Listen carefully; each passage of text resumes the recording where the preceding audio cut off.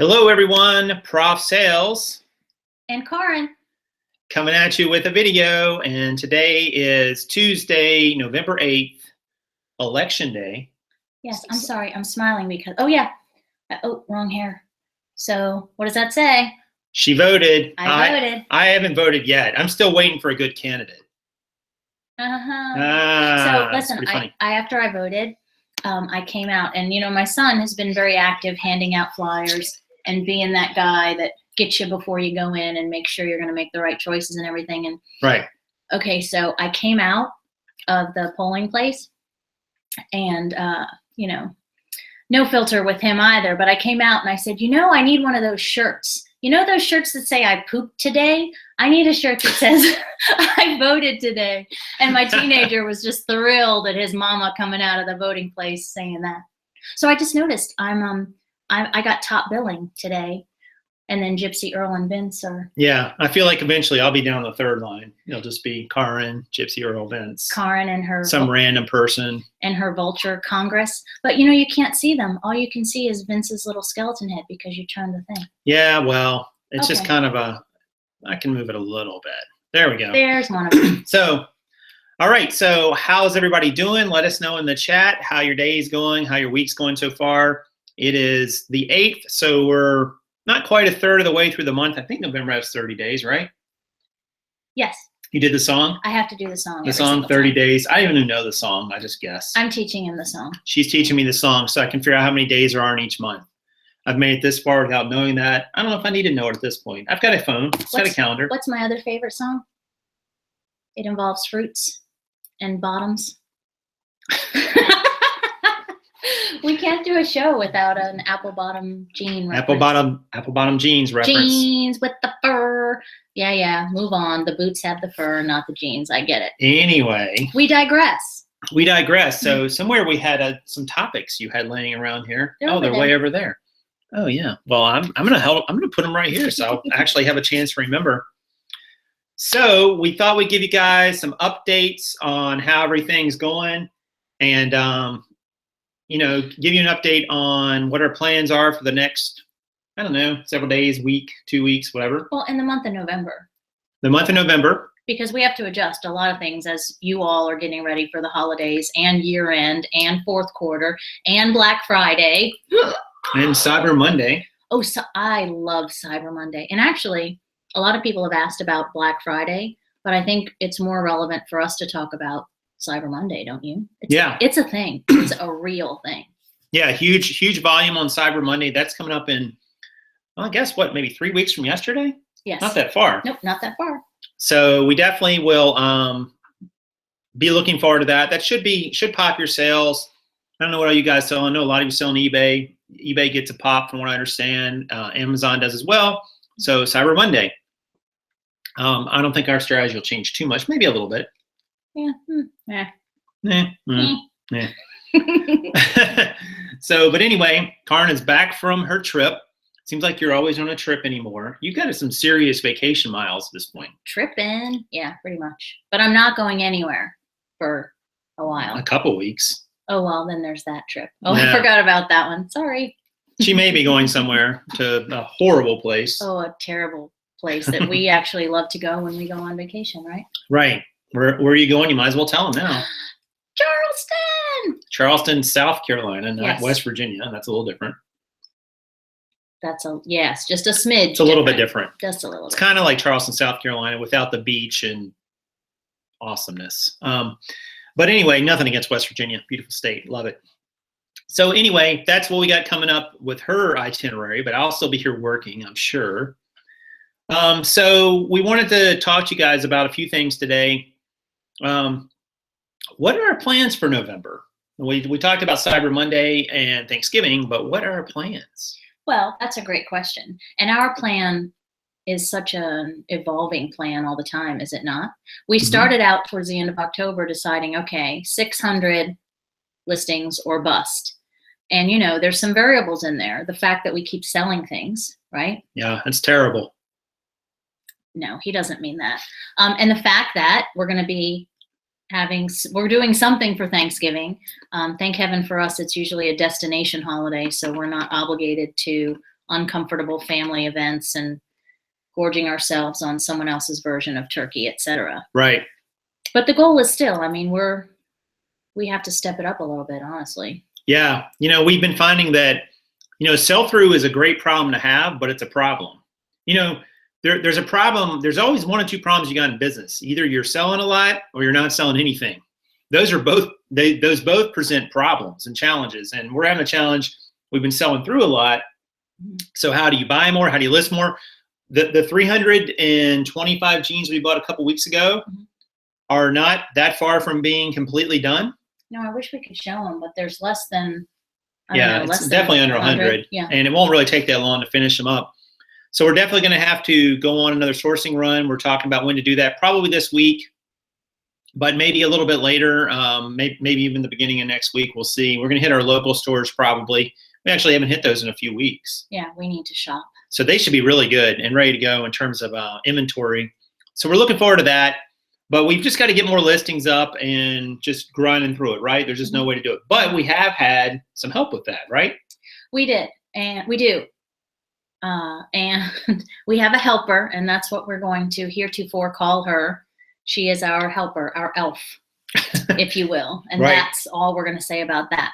But it's interesting because not only, Jason and I have both been in positions where we've been, how do you say, the boss of people. The boss of me. You ain't the boss of me. And we probably have, as in everything else, different approaches to that. But it's funny because we each had an idea of what that would look like with our helper.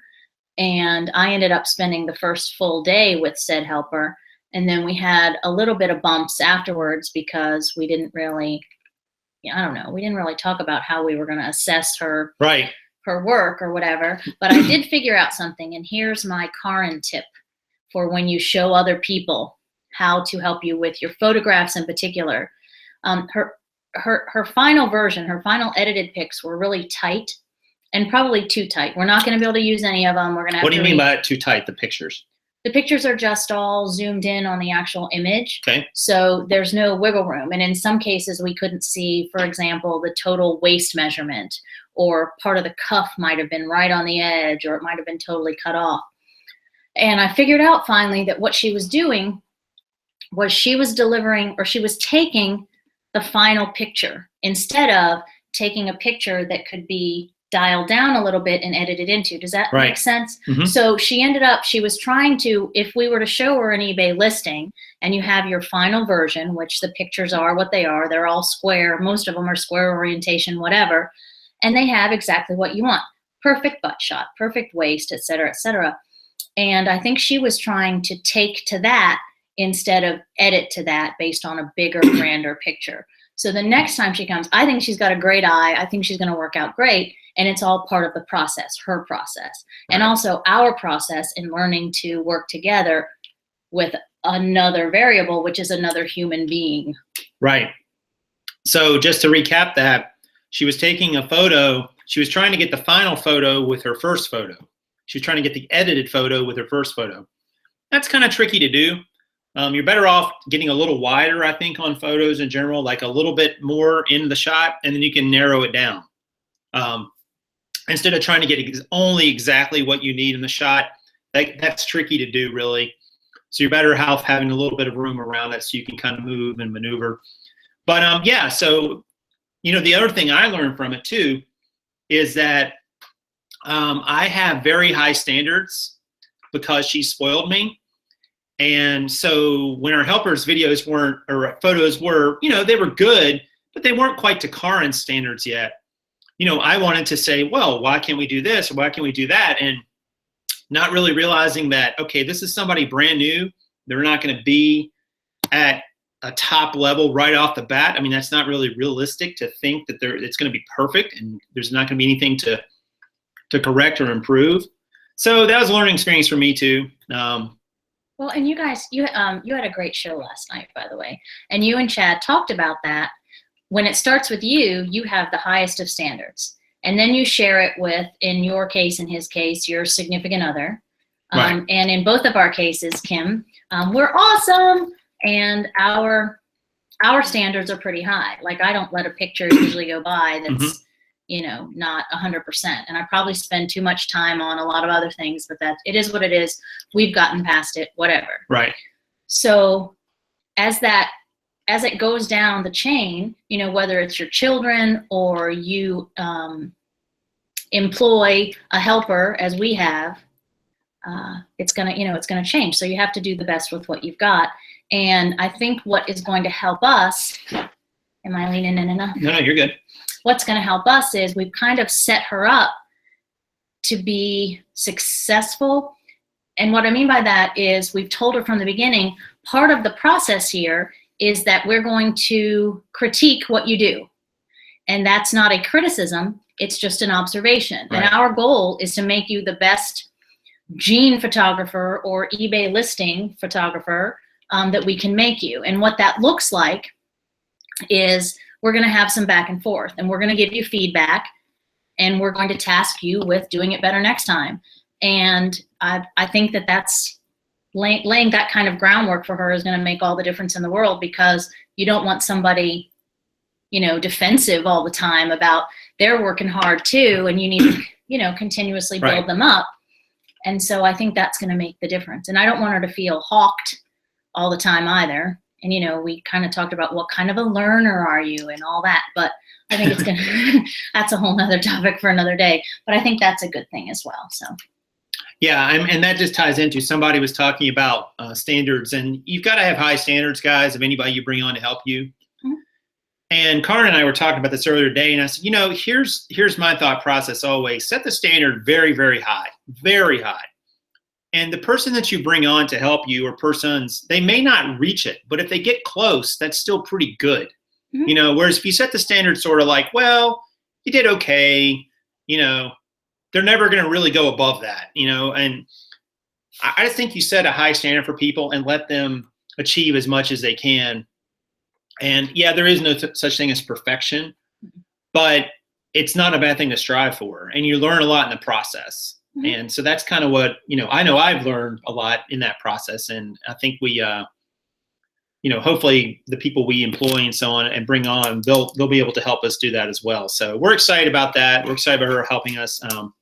It was funny. I know we're not to questions yet, but somebody asked us what we sold. We sold. Yeah. We sometimes sell stuff. We sell stuff. Sometimes jeans. Sometimes nothing. Sometimes nothing. Right.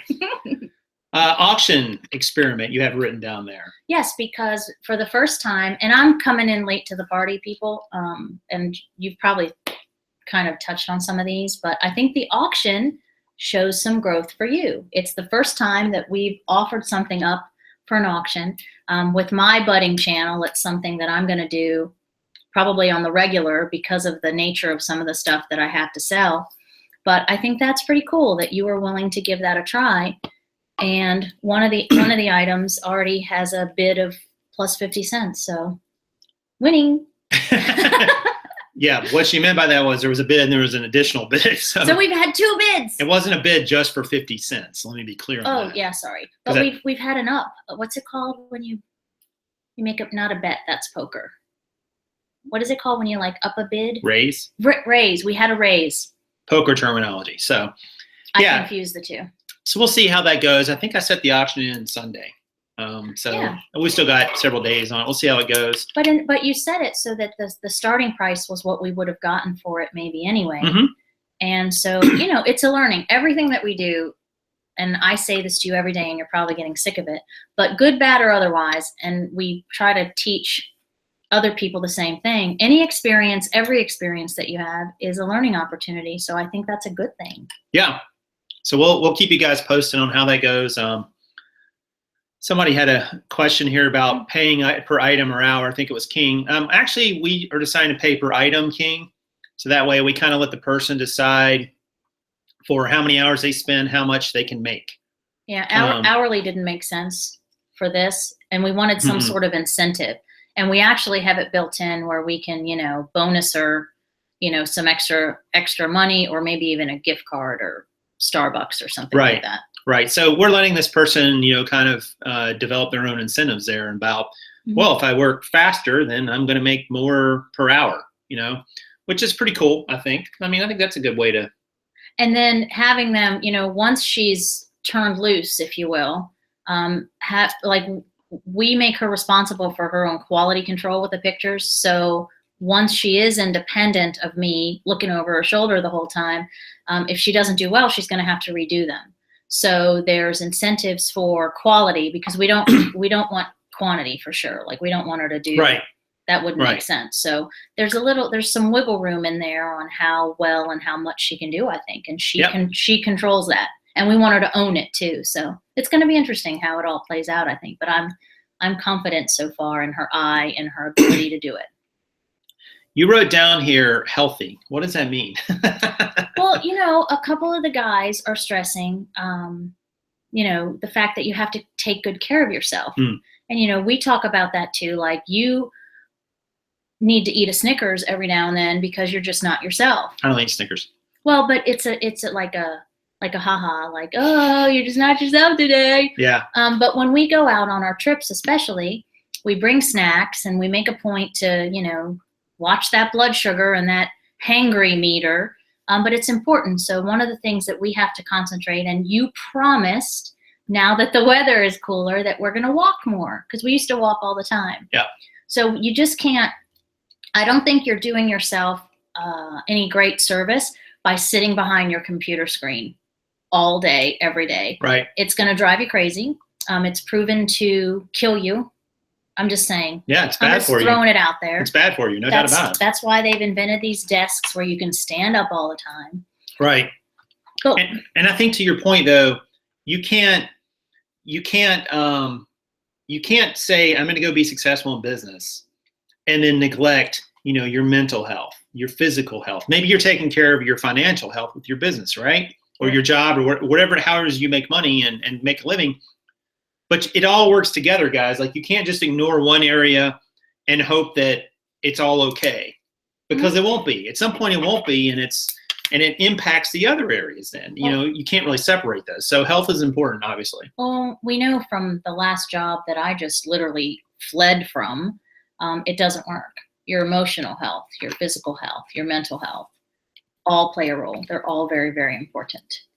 Yeah, they definitely work together. And so, the bottom line for that, guys, is if you're sitting behind a desk and you're a reseller, or maybe you're saying, get up, walk every hour, at least once an hour, get up and walk around for 5 minutes, give your eyes a rest. I read an article not long ago. It said you should spend at least 20 seconds every hour looking at something at least 20 feet away. Because all this staring in like this, it makes you very nearsighted. Your eyes start to stay in that mold. So just kind of, little tips there. Or you have to buy these. Right. And once the damage is done, it's hard to fix.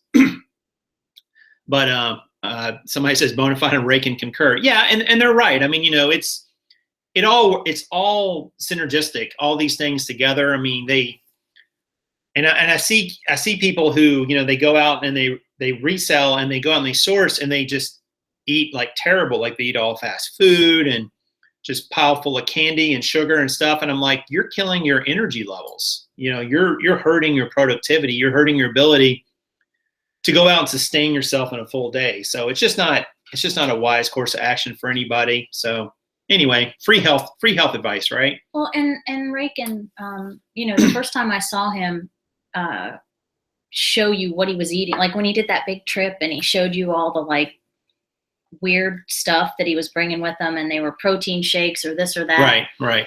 We do the same thing, and it's I think it's mission critical. So we're gonna jump on that. You're gonna see like another reseller challenge, right? Where we all come together on something, and it's gonna be take good care of yourself. You take good care of yourself, then I think you're able to continue to take good care of your people and your business as well. Right. It all works together. So that's awesome. Another thing we have on this list is, we talked about last week, is 100 listings in a day. Woo! That's what I got to say about that. Well, we've been talking about that and how we're going to do that exactly. We kind of need to do it on a specific day of the week. The goal, for those of you who haven't heard, is we want to film film's not the right word these days, right? Document. We want to document. Documented citizens or undocumented. All right, we won't get political, but we want to document us listing 100 items in one day. And it's a little bit tricky, but we think we can do it. We obviously have to have the inventory here. We really are a little bit too short right now to do it. So that's part of the reason we're going to go out and source as well. But we were kind of thinking about what it needs to look like, guys. And somebody said, somebody posted on my channel a few days ago, they said, hey, you can get software that will allow you to broadcast the whole thing. I think it would take us a good 8 hours for sure. Maybe even a little longer, just the way it would all go in. But we thought about we could run a broadcast the whole time, which I don't know how interesting that would be for you guys. Who wants to watch 8 hours of us? I don't even want to watch 8 hours. Wait, did you hear that? It was crickets. Yeah, no one said anything. Or we could record like chunks at a time, like an hour at a time. We could do little recaps. And then originally we thought, well, we'll just shoot video during parts of the day and then edit together in a video. But I like the live idea in a weird way. It would save us a lot of editing time because, man, I don't want to sit there and think about editing 3 or 4 hours of video. That's a lot of video to edit. Well, and we talked about, as long as, if we're going to be true to the goal, we have to work while we're doing it. So as long as everybody understood that, we're going to get into the chat part periodically, but it's just all about what does it look like to list 100 a day. It's not, we can't be going back and forth on the YouTube the whole time. Right. So we're going to have to, as long as everybody understands that, because can you imagine somebody tuning into the live show and then it just being like, I was going to say my butt. All right, peanut gallery, there'll be none of that. But, the back of me back there taking pictures of jeans, it wouldn't really make so much sense. So we have to tag team. Right. And me sitting here, because I'm kind of like, well, I don't know what people would really want to see. They could hear us talking. But we could, we could pre-plan some topics of discussion. I don't know. Does anybody like the segment idea? I kind of like that in a way, like, all right, here's hour 1. We break it up, let that load, start another one, only because that way you don't really, have to watch a whole 8-hour video. Well, Yvonne said, do it live. I think there's something to it. I mean, why not? Let's do it. Let's just do it. Do it. It's going to be very boring. I'm going to tell you that right now. I'm just going to go on record and say, if we do the whole show live, we just start streaming at, 8 o'clock in the morning or something. It's going to be boring. I mean, I'm just going to put it out there. Like, if you get bored with it, don't come complaining to me because I just don't know how we can make that interesting for 8 hours. It's not that interesting. Turn that frown upside down, mister. Because if you go into it thinking it's going to be boring, it's going to be boring. So let's just agree that we're going to do our best. We could debate things. We could talk about stuff. Although the funny thing is, every time he starts talking to me when I'm taking pictures, I leave something out. And then I curse him, and I have to go back and redo the gene. So there's that. Gary P. says, put cameras everywhere. Okay, so, and somebody else said something about, we want it all these. Yeah, well. Yeah, well, there you go. So that's my channel. We could just set up the iPhone or the iPad and just set it up streaming and put it right here in the corner and just call it and just let it go. I mean, I don't know. We could do that. We could sit right here on the tripod and. All right, so more on that later. We're going to do something. I think it should be live and, just be gentle, family. And when you see us, just know that it's a first-time endeavor, and who knows how it's going to turn out. And in the interest of transparency, true transparency, as this channel hopefully is becoming famous for, we just want to put it out there and show you what it looks like. Well, speaking of transparency, before we get to that, our next subject. Nice segue. Which is going to be results from recently. But I would like to say that wouldn't it be great if people are really liking this video, whether they're watching later or they're watching now, if they did something to show that they like this video, what do you think they should do, Karin? They should smash that like button. Smash it. Smash it. But somebody always complains that if you hit it twice, it'll go away. So that's true. Just do it once. And if you like, you can also take someone else's approach to caress it like a gentle flower. That may be some deep-seated psychological issues there, someone's part. Deep thoughts. So anyway, all right, well, let me show you guys how our weekend was and what we did in sales, which is kind of the title of the video. And so we'll do a screen share with the Excel world-famous Prof Sales spreadsheet. Here, let me do intro music. Dun, dun, dun, dun, dun, dun. That was pretty good. Yeah. All right, so here we are, gang. Here we are on Monday, Sunday, Saturday, Friday. So Friday was not a huge. Wait, hold on. Let me get my days right. Monday, Sunday, Saturday. Friday was right here. I can get this right. 10 pair of jeans sold for $249, which was okay. Now, here's where it got interesting, guys. Let me tell you about what I changed. So we got to Saturday, and you can see here I only sold 7 pair of jeans. I decided to run a sale, and I started the sale on Saturday. I did my standard sale, 10% off everything, nothing fancy. And it's only one day, but my goodness, look at Sunday. 26 pair of jeans sold. That was crazy. $589. That's the biggest day since we've had the challenge. At least $230 of net profit. Not a great net per jean, which was probably because we had 10% off, but tremendous sell-through. 2.89% of my entire inventory sold that day. Now, I don't think every time you run a sale, it's going to do that kind of volume. But that particular day, for whatever reason, was just awesome. I'm noticing we got a little issue with our photos here. These aren't all 31 all those days. So we got to fix that. But a great day, guys. And that is kind of the power of a sale. It can really blow up your sales for any given day, your time frame. So keep that in mind. Yesterday, kind of what came back to earth a bit, 168. And we've already had 4 today, which actually we've had 6 because a couple others sold right before we came on live. So we're doing okay with the day. But and let me show you our month to date. We are in November.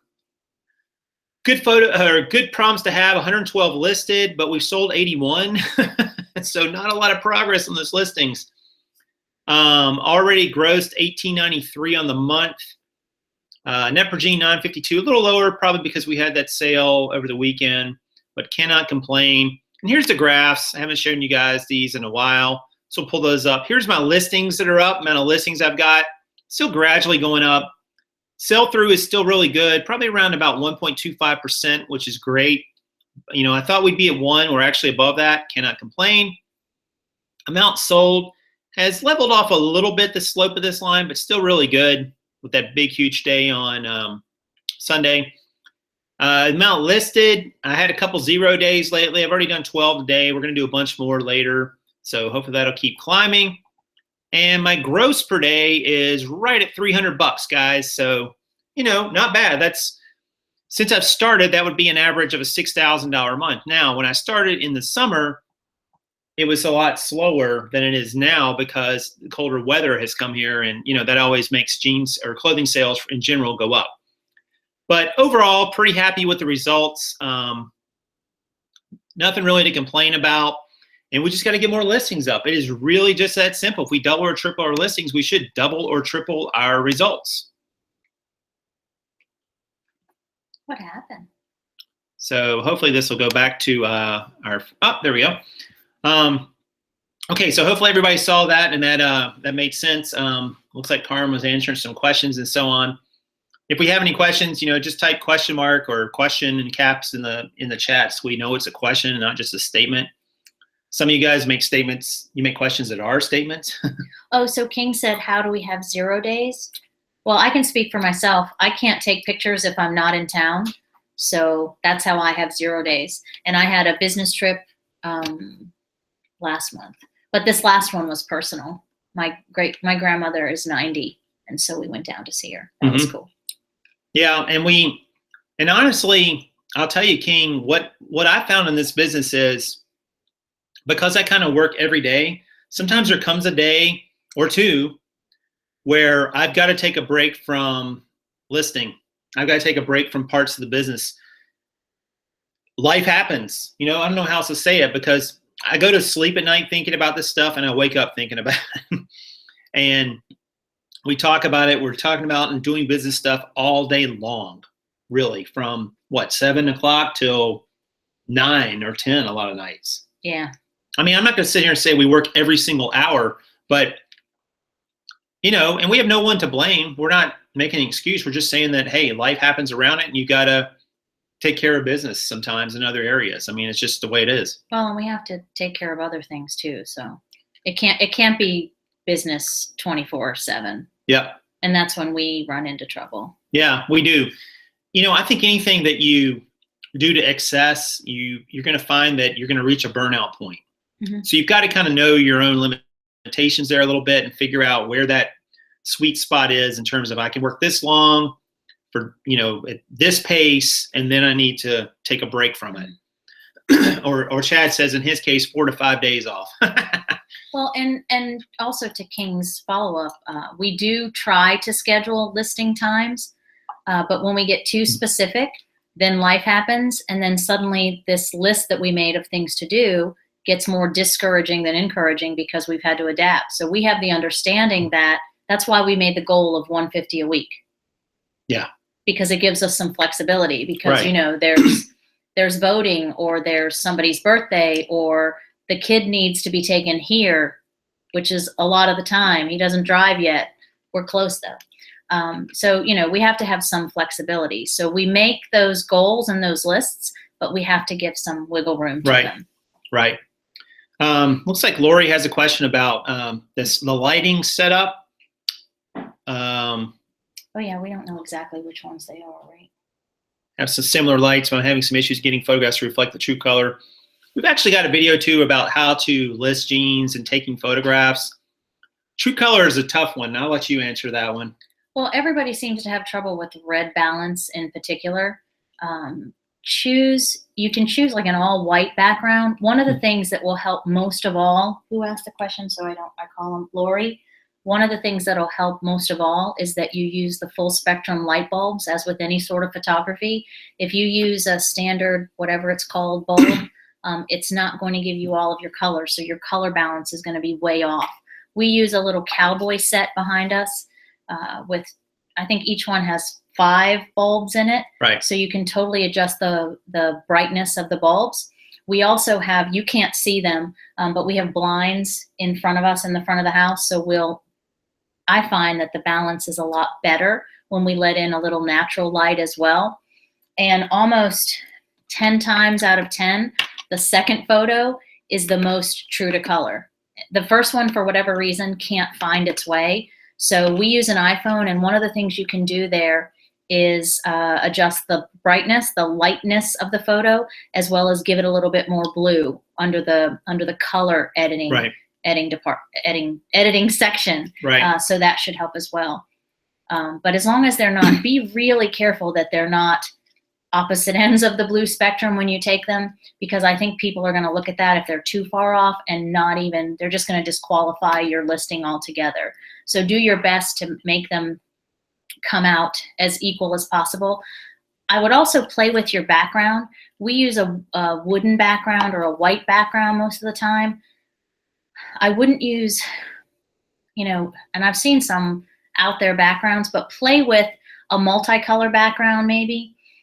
Use a big enough measuring stick if you're using a tape measure or measuring stick or a strip that has enough color that you can work on the balance too. Because I find that that's what when I'm taking the picture from my phone, that's what it's focusing on. It's balancing between the blue of the jean and the white of the measuring stick.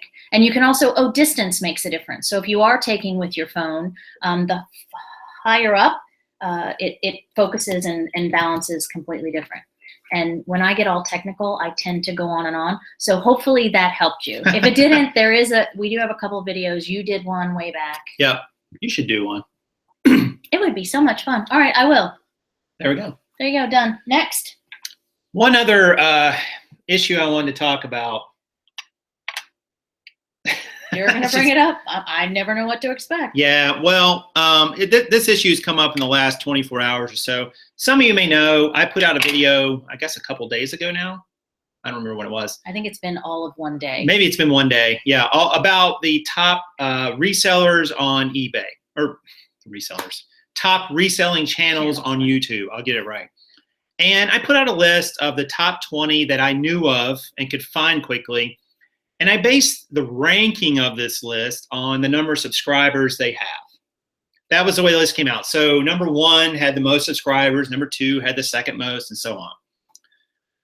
Well, since that time, people have given me a lot of feedback about, well, hey, what about this person, that person?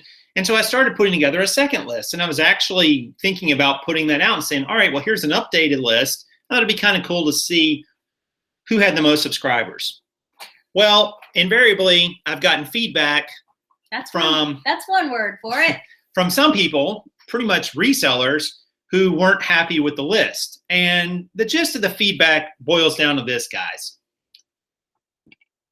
Ranking YouTube resellers based on the number of subscribers they have does not necessarily reflect how valuable their content is. Agreed. No argument there. Zero, not a zilch. There's no way I can say that someone who has 10,000 subscribers is a better YouTube content provider than someone who has 5,000. Doesn't say that at all. They could be at different points on the evolution. You know, who knows? All kinds of reasons for why one person's got more subscribers than another. However, being the prof that I am, you cannot qualitatively say whether one YouTuber's channel is better than another's. And we actually sat down last night for probably about an hour, at least, maybe 2 hours. At least an hour. And we took the statistics that we could get off of channels, like views, number of videos they put out, how long they've been a channel, how long since they put out a video, subscribers, all these things. And we tried to come up with a measure to rank YouTube channels based on some combination of those factors. Well, and here's the thing. Everything that you put on that spreadsheet is public record. So it's not like you pulled it out of thin air or whatever. And it's just, I looked at it like a summary of things that are already out there. Mm-hmm. And it was also, like we've heard from a lot of people. Right. It was, oh, I didn't know about that person. Right. And at the same token, you were suggested, well, what about so-and-so and what about so-and-so? Those were people that weren't on your radar as well. So I think in and of itself, it was a good exchange of information. Right. And I put in the channel, or I put on the video, links to all the people's channels on the list. I said nothing negative about anyone on the list. Nothing negative. Actually, it was kind of positive. And if I didn't know anything, I said I didn't know anything.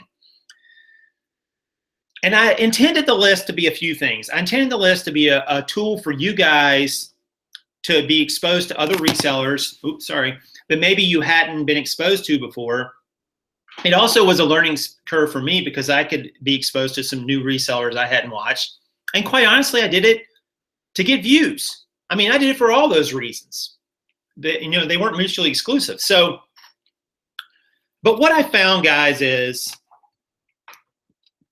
anytime you rank people, channels, teams, businesses, cities, neighborhoods, schools, you are going to offend someone.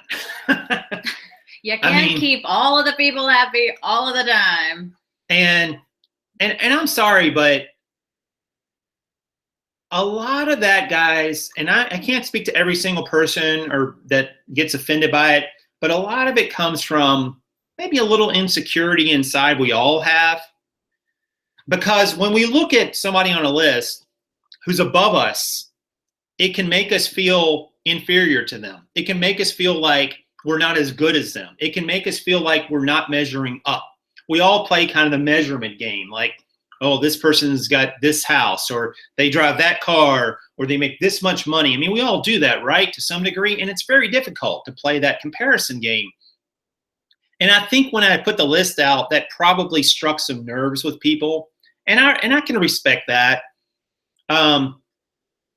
But please know that in no way, shape, or form, I'm going to say it again, no way, shape, or form am I suggesting that because one YouTuber has more subscribers than another YouTuber, they're better than another.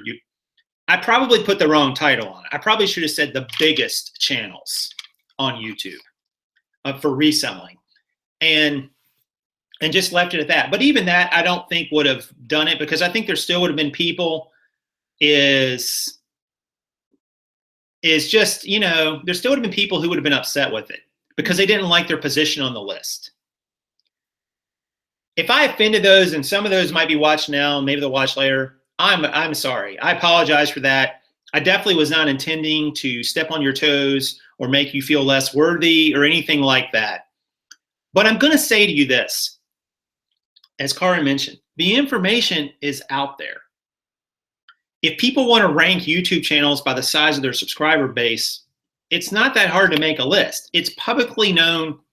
Oh, you're moving that. That's fine. Oh, okay. It's publicly known information that anyone can go find. All I did was compile it in a list. And I kind of felt like there's a little bit of shoot the messenger, blame the messenger, not the message. But honestly, guys, what was I really harming here? I was letting you know about, if somebody wants to put me on a list of their favorite YouTube channels or smallest YouTube channels or worst YouTube channels, I may not agree with them, but guys, guess what? It's probably going to drive people to my channel in some cases. I'm okay with that, you know? So I just think that it's much ado about nothing. Well, and after we talk about it today, we're not going to talk about it anymore, right? Probably. Probably not. Maybe mentally. Yeah, because see, everybody's agreeing with Yvonne. It's unfortunate that we have to talk about the non-issue. But this is my turn to say something nice about you. Okay. So I think that if the folks that subscribe to your channel and come to your channel know anything about you, you are who you are, and you never sugarcoat anything. And he's True. Like that in real life. I think I've said this. I've gotten True on story. This soapbox one time before. And it's, you know, I'm the rainbows and unicorn part of this relationship, and you're the what? What would be the antithesis of that? The lump of coal. Okay, so Jason's the lump of coal.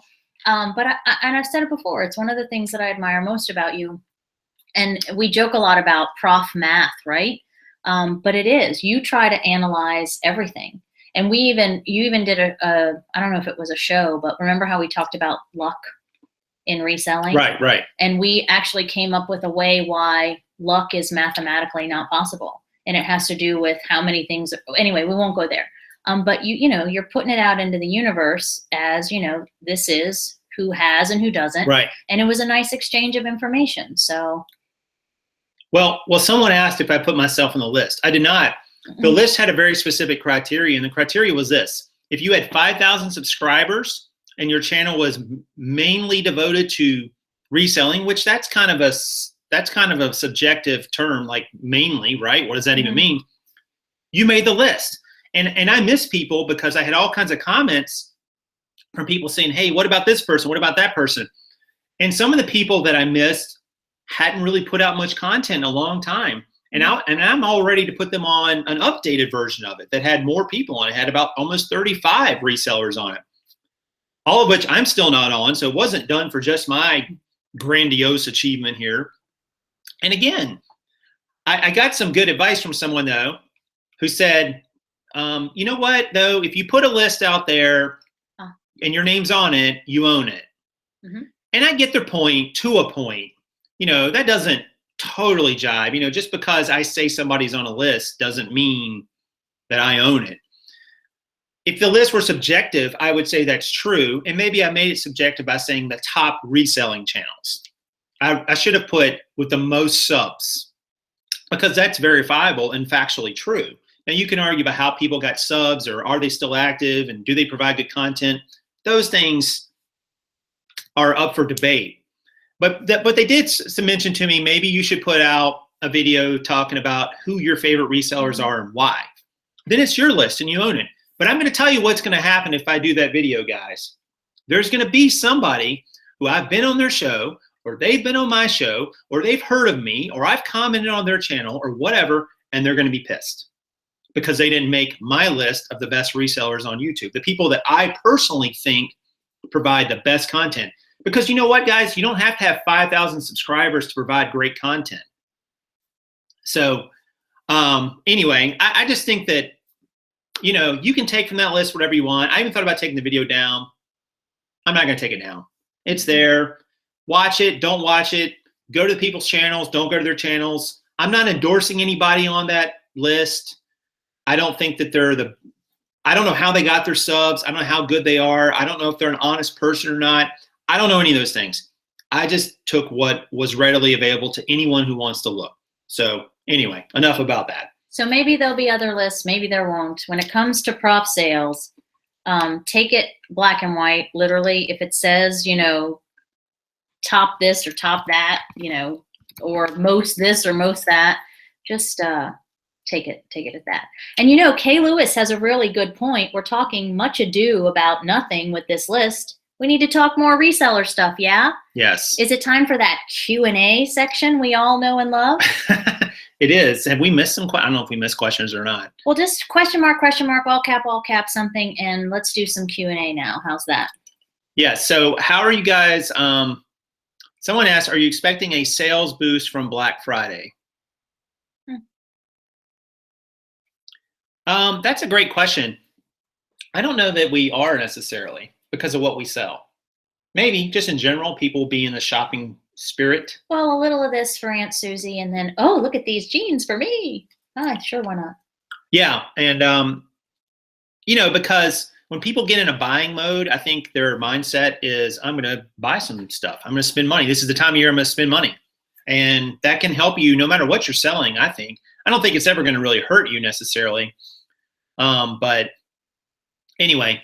Let's see. There was another question here about how much do your jeans sell for? New to your channel. Welcome, Mark. Thank you for joining, and thank you for being here. Typically, Mark, we price them somewhere around the $18 price point with plus shipping. So, and if they're a higher end brand, they can go for more, 20, 25, 30, 35 sometimes. They're used for the most part, pre-owned jeans. I typically start around that price point though, no matter what brand I'm selling. Because I think you can get that a lot of times or very close to it. So somewhere in that range, and depending on your selling status and how much you bought the jeans for, like in our case, an $18 sale is going to net us a little over $10 after all fees and cost of goods are paid. So we're basically making $10 per pair of jeans we sell. So net, and that's, of course, you got to take taxes and all that good stuff out of that. But anyway. Somebody asked earlier, do men's jeans start at 32-inch waist? And then not necessarily. Yeah, and then this question: what size do boys' jeans and men's begin? Because we don't sell children's jeans; we just sell adult sizes. So you would better.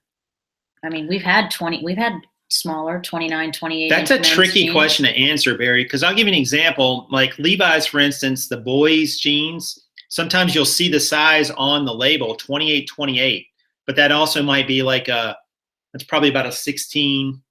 In boys, you know, It's kind of hard to say because jean manufacturers now so often will put a size number if it's women's and a waist size on it too. And some do that automatically, like Lucky Jeans do that, for instance. So it's kind of tricky to say. It almost goes manufacturer by manufacturer, but somewhere around about that 28 to 30-inch waist is usually when you start getting into men's. Yeah, 28, for the most part. Inch. And then kid sizes will actually go up to 18. Yes, right. So, and again, it can be a little bit brand specific. So sorry, I can't give you a definitive answer on that. Yeah, but when in doubt, definitely. I mean, seek out the brand. Go right to the website, and they will have a chart usually that'll tell you the sizes and the inches and the inseam and the rise and the. This is a great question from Kay Lewis. Prof, do you feel weird shopping for women's jeans alone? Am I being insecure by not wanting to search the women's aisles alone? No, I don't, but you are going to get some strange looks. And sometimes store employees will come over and say, hey, there's men's jeans over here. And I'm like, I know. Well, we get asked, like you get asked a lot, like especially when we've got like a pile of 20 pair of women's jeans and I don't wait in the line for him with him. And they're like, oh, so are these all for you? Yeah. And I'll tell them, because sometimes they'll ask me, what are you going to do with all those jeans? I'm like, I'm going to wear them. Yes. What are they going to say to that? You know, I mean, I don't know. It's not, they only ask that because you got a lot of stuff, but it's kind of a weird question. Like they don't ask everybody that. And I'm like, yeah, you probably shouldn't ask anybody that if you're not going to ask everybody. But anyway. At least we're paying for them and we're not walking out of the store with them in our pocket. Does a store actually help make more sales? What do you think? I'd say yes. Why would you say yes? Does it have to do with you're going to get me to say something not right now. I don't know. I would say because if you have a store, do you get more listings? No, you don't necessarily get more listings, but you can run sales. You can also get a discount off your fees. Don't know that it's necessarily going to push you up in the search and so on, and for that particular aspect of it. So it's kind of like more of the back end stuff it helps you with, not. But don't get a store right away, especially if you don't have many items to list. It's not really worth it until you reach a certain. There's kind of just a math problem to figure out if it's worth it in terms of how much you're going to be listing every month. Lowest price point for a pair of jeans. Do you go back to the top once you get down to that point, run a cycle of cost? Nope. Oh, that's a great question. That is a great question. I don't think anybody's ever asked that. I typically, Brian, won't go below $13 plus shipping. That's where I like to try to stay and try to sell it. I think you can sell a lot of jeans at $13. Even, I know you can sell the higher end brands, duh, but you can sell a lot of the lower end brands down around that price as well. So I don't think you need to go any lower than that. I don't think I'm going to repeat that, what King just said, but that's pretty funny. Is a 1% sell-through rate per day normal for jeans on eBay? I think you can get that or higher fishing for love, especially at this time of year. So yes, do I think it's normal? I guess it depends on what you mean by normal. Is it achievable? Absolutely. I'm one small example of it, but other sellers on here too, like Mark and Pittsburgh Mike would tell you that's doable as well, if not a little bit higher. So you theoretically could sell through your entire inventory in just over 3 months. Now that's not going to happen, but that's basically the way you could look at it.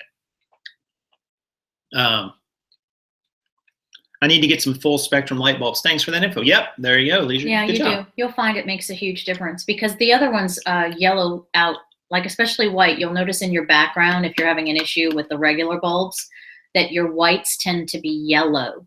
And you don't want that. So then you're having to spend more time creating the white balance instead of just rolling with it. They are a little bit more expensive, but you can get them at Lowe's or Home Depot in the light bulb section and just look for that. It might be called, that's like a back in the day kind of calling them full spectrum, but they might be called daylight UV, something like that. So it might not, I think when we went the last time to get them, it didn't say full spectrum, but it's the equivalent of sunlight light. Right. And you don't have to spend a fortune on lighting, No. But guys, you got to have good lighting. Yep. If you're going to take good pictures, you must have good lighting. There's just no way around. That doesn't necessarily mean the most expensive, but it means a decent lighting setup, whether that's an umbrella or the boxes like we have, the soft boxes or shadow box, whatever they're called. Kay Lewis says, I did a return and let the guy keep the item. He then said, thanks, and I now ship items to him from now and then. He revisited my store. There you go. Good customer service. Sometimes it's worth taking a hit on one item so you can make a bunch more. Having a store is good for organization more than anything. Yeah. I don't know. I did it really for the fees off the top, but someone would counter and say, eBay gives you so many free listings every month a lot of times that you don't really need a store to still benefit from the fee reduction that I get off of the listing fees, which are, what are they, 10 cents a piece, I guess. So, if you're going to list 1,000 items a month, that's which we do between listing and relisting and sales, that's $100. Well, the store doesn't cost me $100 a month. So I save on the money just right there in the fees. But eBay does give you free listings an awful lot of the time these days, just to anybody and everybody. So you could argue you don't really need to have a store to get those free listings and save those fees. So I don't know. You can look at it different ways. I've gone back and forth on it, but for now I still have one. setting up a sale, as Chad mentions, is true. I mean, a sale is great. I mean, it creates buying excitement. If people think if I don't buy it now, it's going to be off sale tomorrow and it'll be a higher price or whenever the sale ends. And it's just some psychology. I mean, that's the psychology behind the sale. People think they're getting a better deal, so they go and purchase now rather than waiting, which is obviously good for you as a business person. Well, Carrie said that, yeah, I just like the idea of more free listings, but I know I'm paying for them somehow. I mean, don't you think that you save in the listing cost when you get your shipping discount? Like, doesn't that sort of offset it? Because your shipping discount is pretty substantial, is it not? Yeah, but you mean for postage? Yes. Yeah, you get that anyway. That's through, no matter what. I think that's kind of like the stamps.com discount that eBay just gets the same amount. Gotcha. But it's just easier because you don't have to go back out of the website, and do it. It's just the ability to run a sale and saving on listing fee, the insertion fees. And it's just a math problem if it makes sense for you or not, depending on how much you're going to list every month. I would say experiment with it both ways, but again, you want to do it in a way that keeps the most money in your pocket or puts the most money in your pocket, or some combination of both. So that store debate has been here forever, and it's not going away. Let's see, what else? Hey, when did you guys get here? Hey, Deb, how are you? I have to sign up for her class, don't I? Yeah, Deb is running I think Deb was talking about selling a course last night for $900. She mentioned on the show last night, so maybe she can talk more about that. But I've almost saved up enough. A course she's announcing. Let's see. Somebody had another question. Would you say the auction is down on eBay? I've tried sending items to auction, haven't had much luck. Do you think eBay will ever do away with them? Brian, I am not an expert on auctions. Some of these other guys here are. Some people swear by them. We've just, Brian, started our first foray into auctions with a couple pair of jeans ourselves. So yeah, but there are people in the group that would tell you otherwise. So definitely check the yeah, and you know, guys, let's say that like I wanted to auction off this package of dental floss, right? Pre-owned. You know, this doesn't make sense to auction because there's not really all this desirability around it. It's not like a hot toy or a designer brand that's really trendy and popular. It's not going to generate a lot of interest. There's not going to be a lot of people searching for it anyway. But even if there are, they're not necessarily going to want to bid it up because there's nothing that special about it. I think if you're going to auction something, and some of these other guys could probably speak to it better than me, it needs to be something that's likely to get more at auction than it will as a buy now, and it's likely to generate a good amount of interest and viewers and watchers and so on. That's just kind of my thought process on it. That's the thought process behind an auction. If you go to an auction, you know, they're a lot of times like if they're auctioning off a little bit higher end stuff, they want to generate excitement around it. So it's like, hey, you just got a little bit of time here to get this, and you're bidding against other people for it. Well, there's not going to be a bidding war for dental floss, but there might be a bidding war for, you know, a vintage Ralph Lauren sweater like Ronnie sold the other week, you know, a Ronnie Hart. Those kinds of things might go really well at auction because you may get a higher price. It's not even just getting a higher price, it's also being able to sell it. You know, sometimes you can't, if you put an item up there that are good to cancel, people will forget about it and say, well, I can come back later and see if it's still there and maybe I'll buy it. But if it's an item that's only going to be up for auction for say 10 days or 7 days or whatever, they may think, well, it may be gone after that, or somebody else is going to snatch it up. I better bid on it now while I can. So I think one-off special items are great for auctions, or you know, something kind of desirable like that, but not something that's very common. And jeans are tough to auction, I think.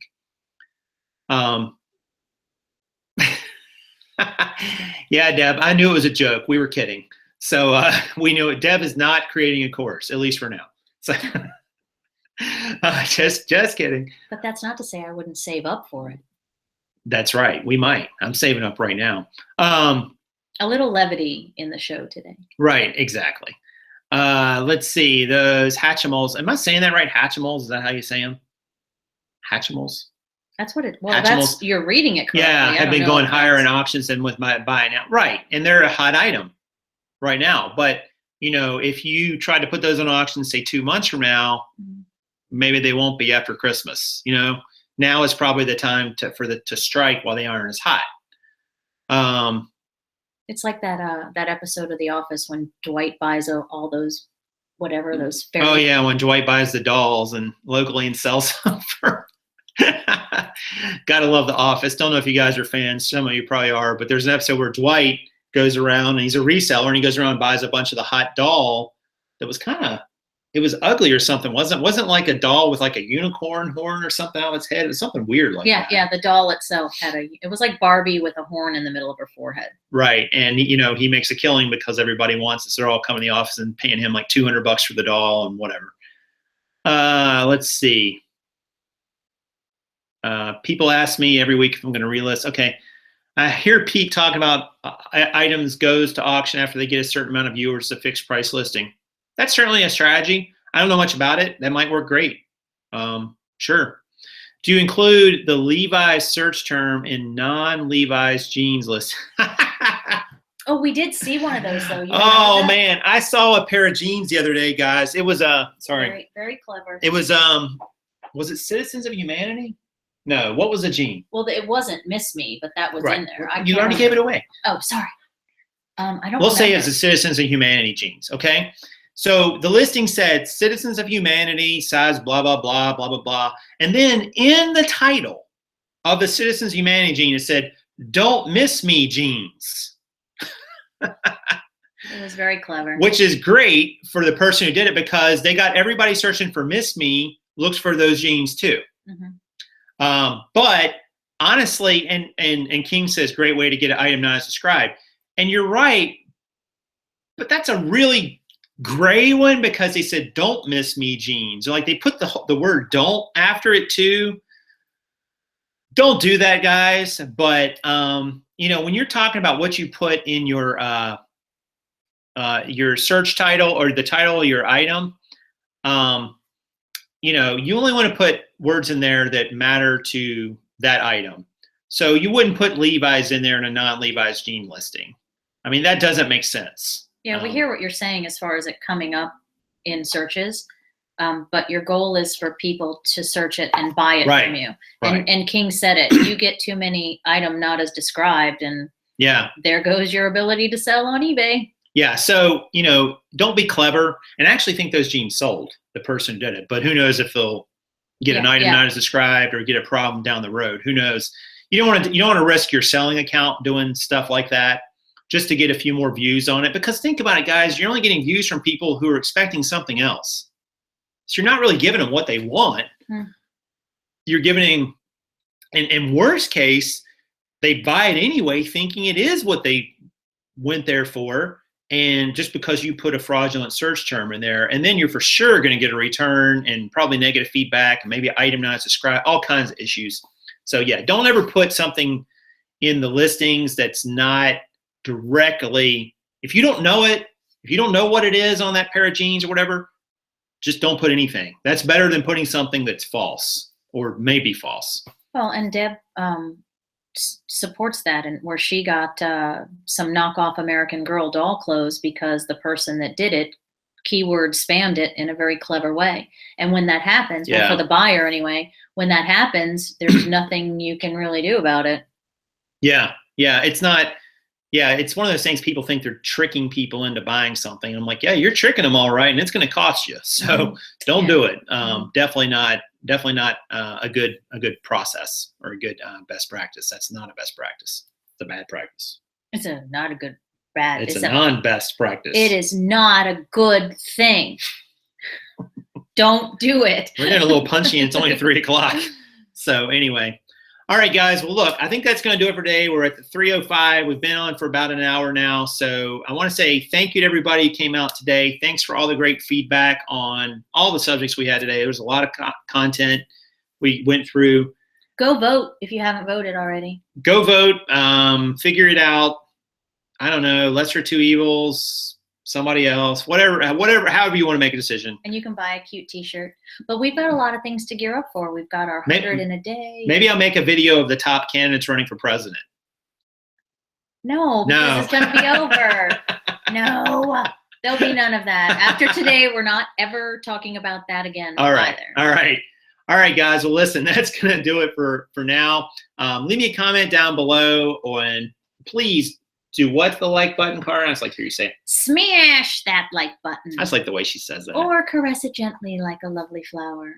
But yeah, please do, because we do enjoy hearing from you, and it's good to know if we're doing what you want to see as well. So there's that. We appreciate the feedback. We love you guys. I hope you have a great rest of your Tuesday. I hope your sales are going well. And if they're not, do something different. Change it up. See if it'll work. All right, guys. Well, listen, that's going to do it for today. So I am Prof Sales. That's Gypsy Earl and Vince. And I'm Karin saying good sales to you.